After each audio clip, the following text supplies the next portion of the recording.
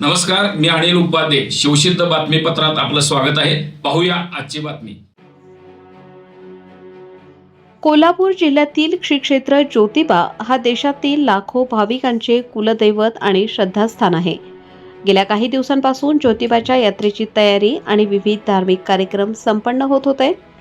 आज यात्रेचा मुख्य दिवस होता.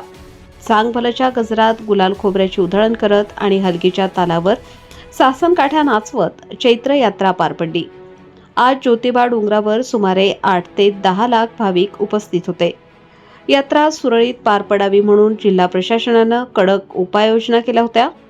आज पहाटे 3 वाजता घंटानाद करत यात्रेला सुरुवात झाली. सकाळी 6 वाजता पन्हाळ्याचे उपविभागीय अधिकारी समीर शिंगटे, तहसीलदार माधवी शिंदे, सहाय्यक पोलीस निरीक्षक विकास जाधव, देवस्थान समितीचे व्यवस्थापक शिवराज नायकवडी, धैर्यशील तिवले या मोजक्या मानकऱ्यांच्या हस्ते शासकीय पूजा पार पडली. दुपारी 12 वाजता राज्याचे पर्यटन मंत्री शंभूराज देसाई यांच्या हस्ते प्रथम क्रमांकाच्या मानाच्या सासनकाठीचं पूजन करण्यात आलं. आज ज्योतिबाच्या चैत्र यात्रेचा मुख्य दिवस. वास्तविक पाहता कामदा एकादशीपासून ज्योतिबाच्या चैत्र यात्रेला सुरुवात होते. गुढीपाडव्याच्या मुहूर्तावर मानाच्या प्रथम क्रमांकाच्या सासनकाठीचं पूजन होतं. आज यात्रेचा मुख्य दिवस. आज पहाटे पन्हाळ्याचे प्रांत अधिकारी समीर शिंगटे, तहसीलदार माधवी शिंदे, सहाय्यक पोलीस निरीक्षक विकास जाधव, देवस्थान समितीचे व्यवस्थापक धैर्यशील तिवले यांच्या हस्ते देवाची शासकीय पूजा झाली. आज देवाची सरदार रूपात अलंकारिक बैठी पूजा बांधण्यात आली होती. दुपारी 12 वाजता राज्याचे पर्यटन मंत्री शंभूराज देसाई, जिल्हाधिकारी अमोल एडगे, जिल्हा पोलीस प्रमुख योगेश कुमार गुप्ता, जिल्हा परिषदेचे मुख्य कार्यकारी अधिकारी एस कार्तिकेयन यांच्या हस्ते सातारा जिल्ह्यातील इनाम पाडळीच्या प्रथम क्रमांकाच्या मानाच्या सासनकाठीचं पूजन करण्यात आलं. त्यानंतर हलगीच्या तालावर ताल धरत गुलाल खोबऱ्याची उधळण करत सर्व सासनकाठ्या मार्गस्थ झाल्या.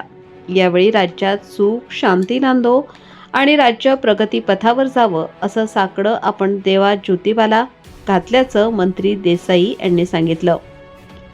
आजच्या यात्रेसाठी प्रशासन सज्ज असून गेल्या वर्षीपेक्षा जास्त भाविक यावर्षी ज्योतिबा डोंगरावर आले असल्याचं जिल्हाधिकारी अमोल एडगे यांनी सांगितलं.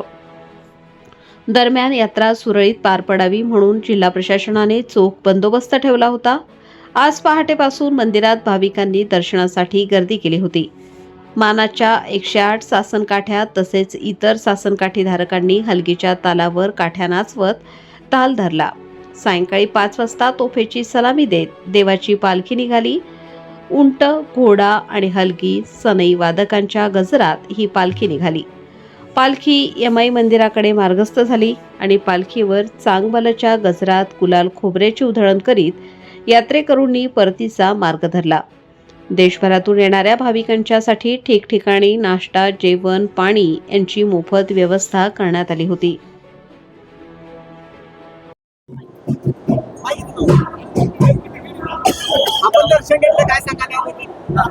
मी दरवर्षी क्षेत्रवाडी रत्नागिरीला यात्रेनिमित्त आमचे कुलस्वामी ज्योतिबारायांचा दर्शन घ्यायला, आशीर्वाद घ्यायला येत असतो.